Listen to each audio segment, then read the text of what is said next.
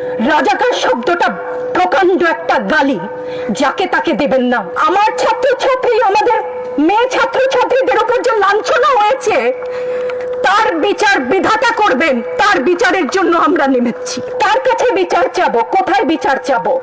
আমরা ঘৃণা জানাই। আমার কথা আমি বলতে পারবো না, আপনি তুলে নিয়ে যাবেন। প্রতিবাদ করতে পারবো না, ভিন্ন মত প্রকাশ করতে পারবো না, আপনি আমাদেরকে রাজাকার বলে গালি দিবেন।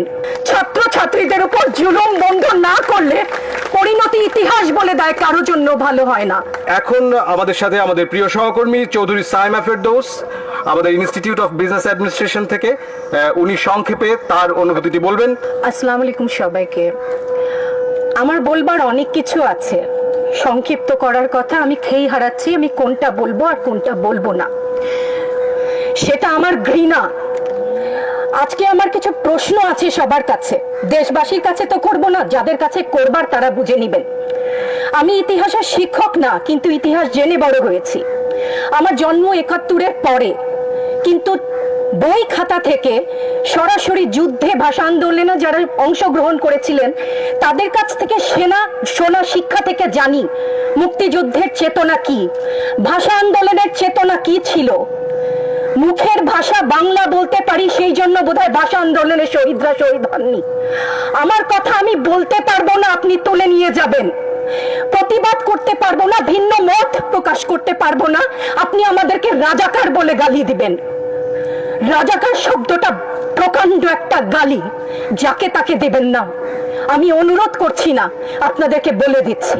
ছাত্রদের কথায় আমি কিছুটা পরে আসছি, সেখানে আমাদের সহকর্মীরা যারা বলেছেন সেখানে আমি পূর্ণ একমত। আমাকে একটু বলে দেবেন আপনারা, মুক্তিযুদ্ধের চেতনা কি ছিল দেশের হয়ে? আপনারা বলবেন যে যারা শুধুমাত্র আমার বাবা মুক্তিযোদ্ধা ছিলেন, তাই আমার অধিকার প্রাপ্য অনেক কিছু, সেখানে পূর্ণ সহমত। কিন্তু এর পরবর্তী কাল থেকে আজ পর্যন্ত যে সমস্ত মানুষ দেশের বিভিন্ন জায়গায় বিভিন্ন ক্ষেত্রে নিজের স্বার্থ বলিদান দিয়ে দেশের জন্য কাজ করে যাচ্ছে, সৎ পথে উপার্জন করছে, টেবিলের তল থেকে 10 লাখ 5 লাখ টাকার কোটি টাকা তো বাদই দিলাম না, সেই সমস্ত লোক সম্বরণ করছেন, তাদের মুক্তিযোদ্ধার চেতনা কি কিছু অংশে কম? সেই প্রতিবাদ করলে আপনি আমাদেরকে বলবেন রাজাকার।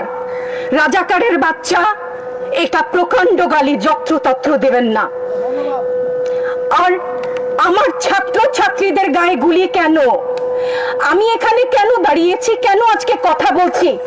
কারণ আমি মানুষ, আমি শিক্ষিত একজন মানুষ, আপাদমস্তক ভাবে যাকে শিক্ষা বলেন। সেখানে আমি জানি মুক্তিযোদ্ধার চেতনা যদি কিছু আমার ভেতরে বিদ্যমান থাকে, আমি জানি অন্যায়ের প্রতিবাদ করতে হবে। বিচার চাই না বলেছেন, আমিও একমত। কার কাছে বিচার চাবো? কোথায় বিচার চাবো? আমরা ঘৃণা জানাই। আমার ছাত্রদের গায়ে আমি সারা রাত ঘুমাতে পারি না, তাই এসছি যে আজকে যদি কিছু বলে যাই